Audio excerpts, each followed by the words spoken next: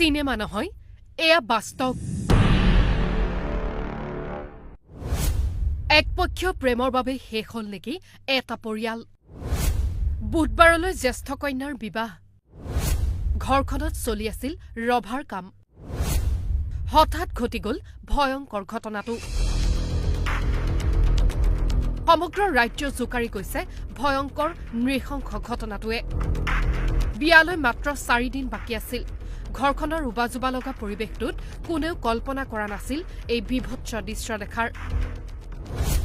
ঘটনাটো ৰূপহীহাটৰ গৰাজানৰ।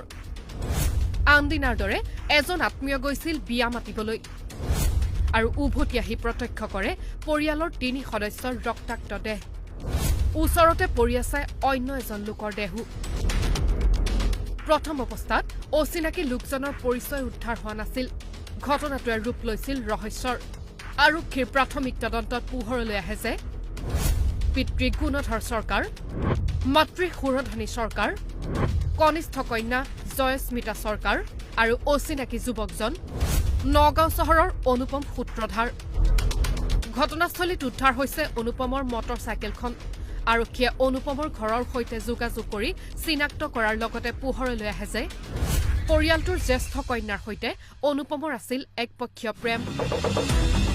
পৰিয়ালৰ আত্মীয়ৰ মতে বাটে পথে যুৱতীগৰাকীক প্ৰায়ে অপদস্থ কৰিছিল অনুপমে। ফলত ঘটনাটো একপক্ষীয় প্ৰেমৰ ফলতে সংঘটিত হোৱাৰ সন্দেহ ৰাইজৰ। ৰাতি একচুৱেলি নিমন্ত্ৰণ কৰিব যাওঁ। বিয়াৰ যোনটো নিমন্ত্ৰণ আছে ৰাতি হে কৰো।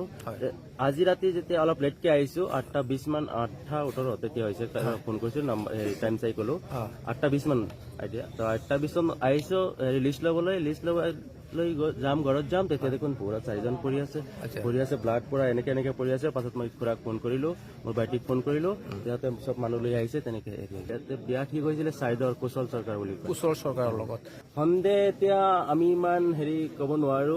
ছোৱালী আছে, ডাঙৰ ছোৱালীজনী আছে, ই আহিলেহে তাৰ ভিতৰৰ কথা কিবা কিবি থাকিবও পাৰে। ইয়াৰ প্ৰেমজনিত কাৰণ হোৱাৰ সম্ভাৱনা অধিক বুলি কৈছে। নিশ্চয় আৰক্ষীৰ তদন্তত ইয়াত ঘটনা পোহৰলৈ আহিব। অনাকাংক্ষিত এটা ভয়ংকৰ ঘটনাই হঠাৎ জোকাৰি গ'ল সমগ্ৰ অঞ্চল। পিতৃ মাতৃ ভগ্নী সকলোকে হেৰুৱাই দিশহাৰা জ্যেষ্ঠ কন্যা। পাব্লিক হেল্থত চাকৰি কৰে আৰু ভদ্ৰ মানুহ এখেত। মানুহৰ লগত হাই কাজিয়া কোনোদিন আমি দেখা নাই। আমি ওচৰৰে গাঁৱৰ মানুহ। এইটো আমি সন্দেহ কৰি আমি একো এতিয়া ক'ব নোৱাৰো। আৰক্ষী অধীক্ষক আহিছিল, এতিয়া তদন্ত হলেহে আমি ইমান দিন আমাৰ যিখিনি বয়স হৈছে আজিলৈকে এনেকুৱা মৰ্মান্তিক কাহিনী আমি আজিলৈকে দেখা পোৱা নাই। বিবাহৰ আগমুহূৰ্তত সলনি হৈ গ'ল জীৱন। ঘটনাস্থলীত নিশাই উপস্থিত হৈছে আৰক্ষী অধীক্ষক। আজিৰ দিনত অসমত এনেকুৱা ঘটনা সংঘটিত হোৱাটো মই খুব দুখ প্ৰকাশ কৰিছোঁ। কাৰণ চৰকাৰ প্ৰশাসন ইমান গিজগিজাই থকাৰ পিছতো দুষ্কৃতিকাৰীয়ে এনেকুৱা ধৰণৰ ঘটনা সংঘটিত কৰিব পাৰিলে যে অসমত, সেয়া খুব দুৰ্ভাগ্যজনক কথা।